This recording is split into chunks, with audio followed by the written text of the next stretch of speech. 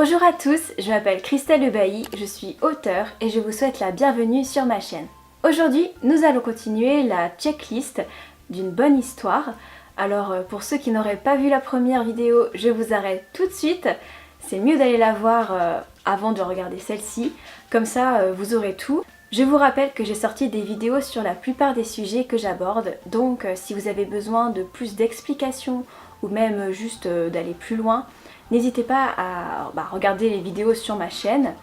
Là, l'objectif, c'est vraiment de vous donner plein de questions auxquelles réfléchir seul ou avec votre bêta lecteur et non pas de vous faire un exposé détaillé sur chaque sujet.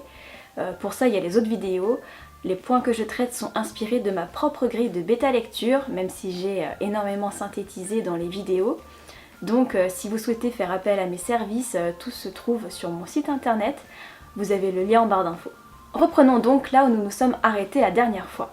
Nous étions au 6e point qui est les descriptions. C'est parti. Les descriptions, c'est un peu ma bête noire, c'est ce que je reprends à chaque fois. Les descriptions sont-elles bien intégrées au récit ? Parfois les auteurs en mettent trop, pas assez. On doute de l'utilité de certaines tandis qu'on en aurait aimé parfois davantage. Encore une fois, il s'agit d'équilibre, mais demandez-vous ce qu'elles apportent à votre roman. Mettent-elles l'accent sur les bonnes choses ? Permettent-elles de retranscrire une ambiance ? Avez-vous choisi vos mots avec soin ? Aussi, si vous avez vu ma vidéo sur les descriptions, il faut savoir qu'il est important d'utiliser les 5 sens. Votre personnage voit, mais pas que. Il sent, entend, touche et goûte. Utiliser les 5 sens vous permet d'avoir des descriptions beaucoup plus riches et immersives. Oui, votre personnage voit une forêt cramée devant lui, mais si vous voulez que votre lecteur l'imagine, parlez de l'odeur du brûlé, du craquement des arbres en train de mourir, de la fumée qui pique les yeux, de la chaleur qui brûle le visage. La fin. Enfonçons une porte ouverte, votre fin est très importante. Elle ne doit pas décevoir le lecteur. Vous est-il déjà arrivé de vous dire à propos d'un livre, c'est comme ça que ça devait se terminer, il n'y avait pas d'autre fin possible ? Eh bien, il faut qu'on pense pareil à propos de votre ouvrage. Des choses restent-elles inexpliquées ? Avez-vous fermé toutes les portes qu'il y avait à fermer ? Les intrigues sont-elles résolues ? Il faut savoir que vous avez plusieurs fins possibles à une histoire. Vous avez ouverte et fermée. Avez-vous choisi la plus adaptée ? Je dois faire une vidéo sur les fins, on en a parlé il y a longtemps, alors n'hésitez pas à mettre un pouce bleu si vous l'attendez avec impatience, que je sache si je dois me dépêcher de la faire ou non. Ensuite, votre style. C'est souvent ce qui vous questionne le plus, le style. Vous êtes nombreux à me poser des questions à ce sujet, à me demander de le traiter une nouvelle fois.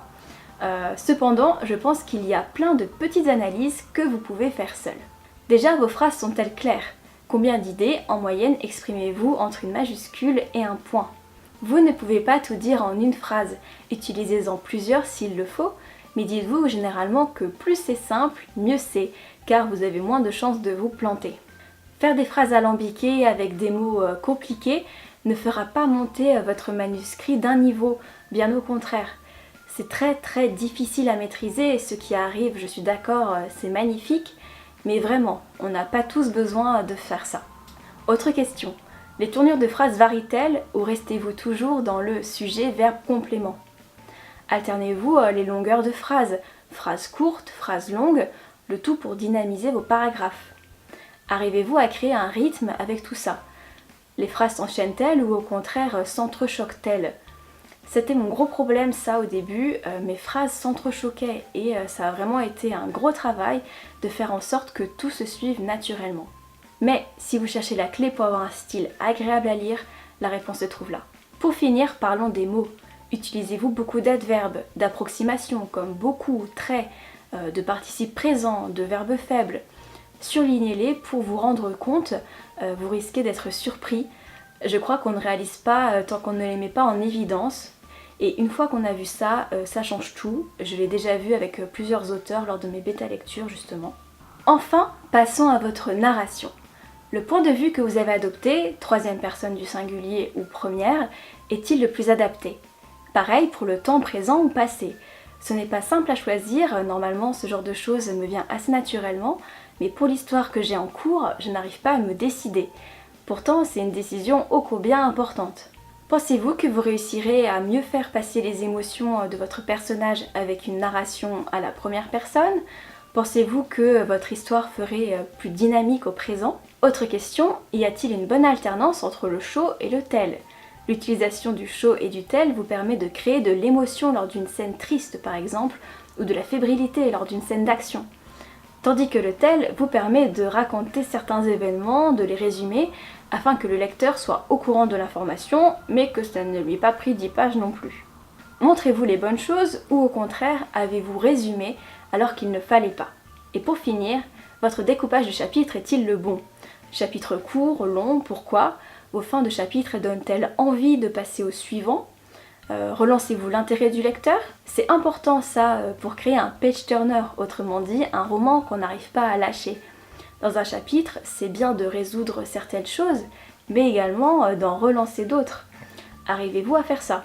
Et dites-moi en commentaire ou en laissant un pouce bleu si vous attendez la vidéo sur le découpage des chapitres avec impatience. Voilà, je vous laisse avec cette masse d'informations et de choses à vérifier.